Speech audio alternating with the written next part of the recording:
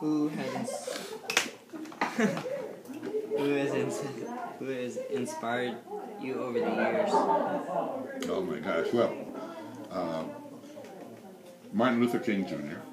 I had the privilege of being his chauffeur when he would come to Northern California. Because remember, I worked with that Alamo black and brown clergy, 54 African American clergy, and one Chicano. That was me.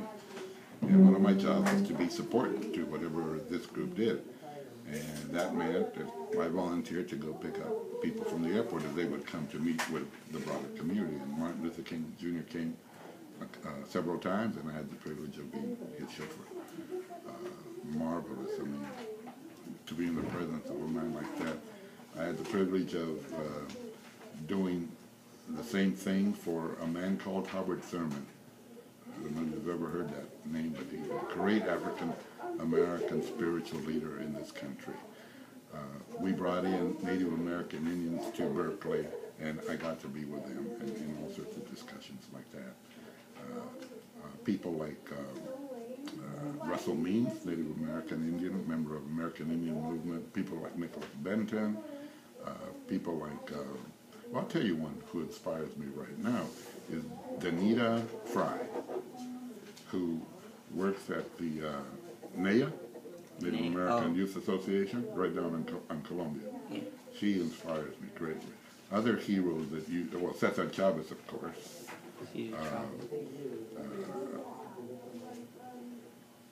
In terms of women, there's a number of people, most of that you have not heard because they weren't in the national spotlight, but there's many women. My wife is one of my greatest mentors. Lynn Smouse Lopez, she's a pastor at Ainsworth United Church of Christ. She really should be around this table way before I, because she's been arrested for her stance on justice issues. She fights for gay rights. She fights for racial rights. She fights for immigration rights. She takes her church with her. So it's not just one person, but she takes the community. Anyway, she's a mentor. Wazi Saeed from the Muslim community is one of my heroes. Tom Potter, mayor of the city, who put together the Human Rights Commission, is one of my heroes. Avery Gordon is one of my heroes. Dr. Haynes, what is his first name? He's a minister here in town. Oh, I can't think of his first name. And there are countless heroes who you'll never know, and sometimes I even forget their names, who have taught me so much, who I have seen in the community doing their job without anyone ever knowing about it. It's from those folks that I probably learned the most. So those are just some people that come to mind.